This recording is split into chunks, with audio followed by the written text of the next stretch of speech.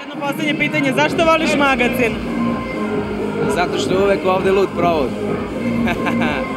Ima tu još dosta stvari, zaista. Dosta mojih kolega ovde radi i uvek su pozitivni ljudi sa kojima sarađujemo iz ovog kluba, pozitivni ljudi koji dolaze i sve u svemu volim da radim ovde. Što će biti hit večeri?